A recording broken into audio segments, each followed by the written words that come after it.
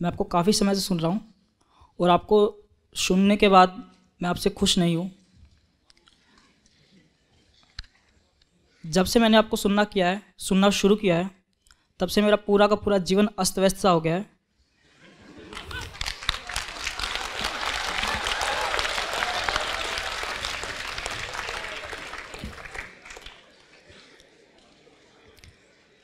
मैं पहले जैसा जीवन जीता था और आपको सुनने के बाद मुझे जो कुछ सीखने को मिला है, मैं हमेशा उन दोनों के बीच में एकदम ऑक्सीलेट सा करता रहता हूँ। कई बार तो ऐसा हुआ कि मुझे पता है कि ये गलत है, ये नहीं करना चाहिए, फिर भी मैं उनको करता हूँ।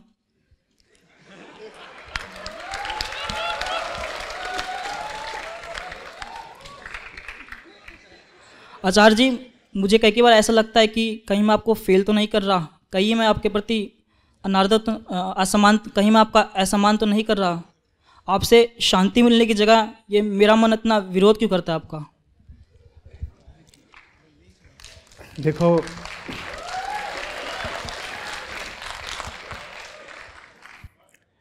ये जो भी कुछ आप बता रहे हो, ये तो बड़ी बढ़िया बात है। ज़्यादा चिंता मुझे उनको देखकर होती है जो कहते हैं कि जब से आपको सुना है मौज ही मौज है।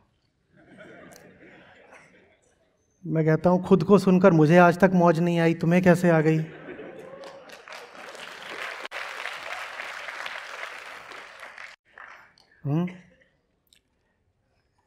यहाँ तो जो सारा काम है वही सड़ी गली इमारतों को गिराने का और मलबा साफ करने का है। उसमें विध्वंस तो होगा ही ना, चोट तो लगेगी ना। और चोट नहीं सह सकते तो जवान काहे के लिए हो? बार बार मैं बोला करता हूँ कि मुझे युवाओं से बात करनी है, और कुछ अगर बुजुर्ग बूढ़े लोग भी आ जाते हैं, मैं उनसे कहता हूँ दिल से तो जवान हो ना, तभी मुझे सुनना। क्योंकि जो हम काम करने जा रहे हैं वो कमज़ोरों के लिए नहीं है, ज़िंदगी ही कमज़ोरों के लिए नहीं है। तो सबसे ऊंचा काम है वो कमज़ोर लोगों के लिए कैसे हो सकता है?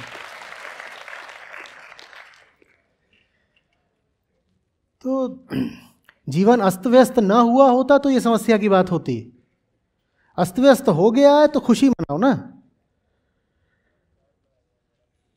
कोई पुरानी चीज़ है जो यूं ही पड़ी हुई है, जंगल से उठाकर हम उसको ले आए और अभी भी ज़िंदगी में मौजूद है, उसको सहेज के रखने में लाभ क्या है? हाँ, ये अलग बात है कि चूंकि वो पुरानी है इसलिए उससे आसक्ति है। जो चीज़ जितनी पुरानी होगी उससे मोह बैठ जाता है ना, वो आदतों में शुमार हो जाती है। आदमी उसको पकड़ कर रखता है, जब वो चीज़ जाने लगती है तो दो आंसू तो टपकते ही हैं, खलबली बहुत मचती है। और जिसने तुमको प्रेरणा दी होती है कि पुराने सड़े माल से तौबा करो, हटाओ, वो आदमी बुरा भी बहुत लगता है। मेरे ख्याल से शायद ज़ेन में है, जापान में है, या कहीं और होगा कहीं। और किसी ने कहा था, मास्टर ने, कि वो डिसाइपल, शिष्य, वो डिसाइपल है ही नहीं जिसके मन में कम से कम एक बार मास्टर की हत्या का ख्याल ना आया हो। क्योंकि अगर तुम पर सही में काम हो रहा है तो वो जो काम है ना, जो तुम पर हो रहा है, वो सर्जरी जैसा है, शल्य क्रिया, जिसमें सीधे दिल पर छुरी चलाई जाती है। तो उसमें तुमको गुस्सा आएगा नहीं,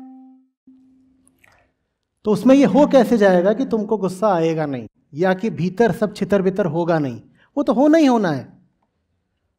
तुम्हारा काम है उसको सहना, बर्दाश्त करना। भाई, दो शब्द हैं भगवत गीता के और बहुत मुझे पसंद है। पहला तितिक्षस्व। तितिक्षस्व माने जानते हो? तितिक्षा माने क्या होता है? जो इंसान जिंदगी में बेहतर हो सकता है, मुक्त हो सकता है, ऊंचा बढ़ सकता है, उसके लिए अद्वैतवाद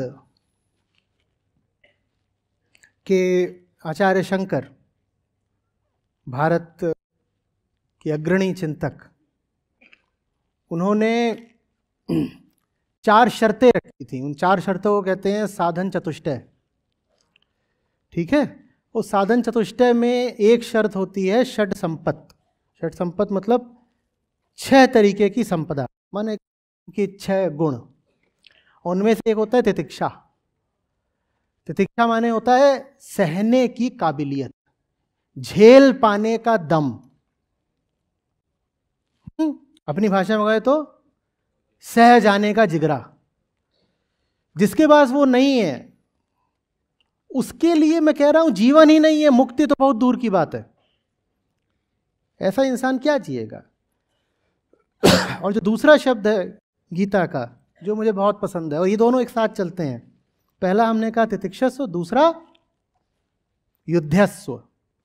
भिड़े रहो, पीछे नहीं हटना है, पीछे नहीं हटना है। और इसीलिए गीता का इतना महत्व और इतना ऊंचा स्थान है।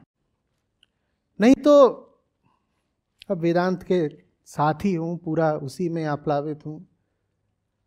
मैं जानता हूं कि अगर बिल्कुल दर्शन के तल पर शुद्धता की बात करोगे तो गीता से आगे भी 2-4 ग्रंथ हैं।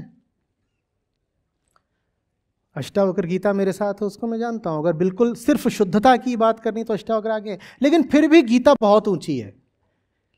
इसलिए ऊंची है क्योंकि उसमें जो बात कही जा रही है ना, वो इंसान से इंसान के जीवन के संदर्भ में और जीवन की रणभूमि पर कही जा रही है। और कहा जा रहा है खून बहाओ, खून बहाओ, वो भी किसका, अपना ही खून बहाओ।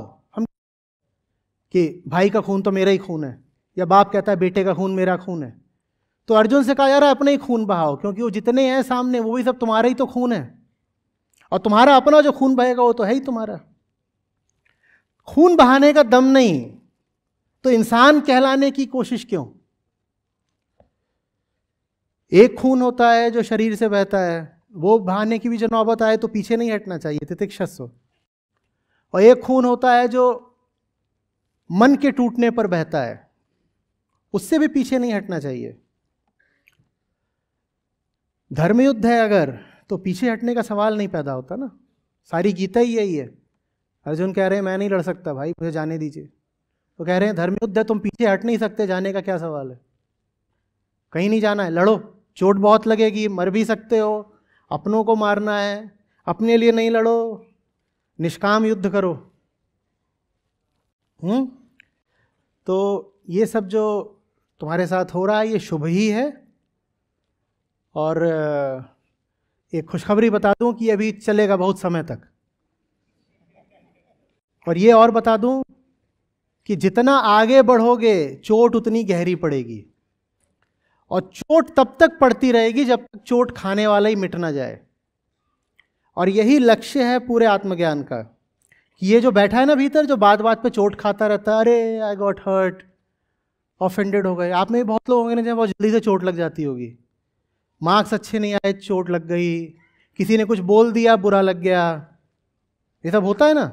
या बहुत जल्दी खुश हो जाते होंगे, किसी ने तारीफ कर दी, प्रसन्न हो गए।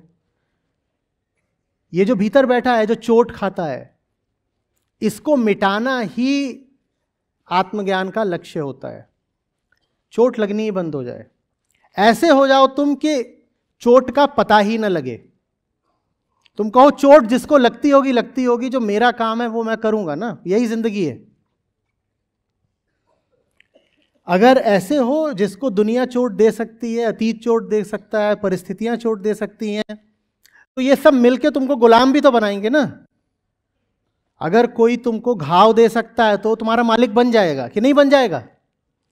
और अगर कोई तुम्हारी बहुत तारीफ कर सकता है, तुम्हें बहुत खुश कर सकता है, तो वो भी तुम्हारा मालिक बन जाएगा। गुलामी करनी हो तो बताओ। हाँ, चोट खाते चलो और झेलते चलो। जितना झेलोगे उतना ज्यादा चोट खाने वाले को ये संदेश दे रहे हो कि मैं तेरी परवाह नहीं करता। तुझे चोट लग भी रही है तो भी मैं अपना काम करूंगा। और जितना तुम उसकी परवाह कम करोगे उतना वो मिटता जाएगा। जितना वो मिटता जाएगा उतना मौत पीछे हटती जाएगी और जिंदगी शुरू होती जाएगी।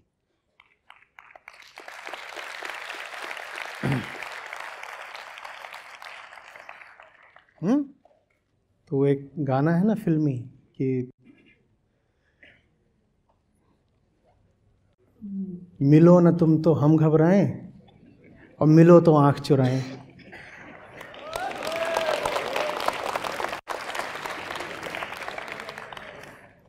अरे भाई, नहीं सुनना तो जाने का विकल्प था, पर तुम्हें सुनना है वो मैं भी जानता हूँ। तुम्हारा मेरा एक रिश्ता है वो मैं जानता हूँ। और जब सुनना ही है तो सामने आओ ना, पास आओ, बैठे, तुम हमें देखो हम तुम्हें देखें।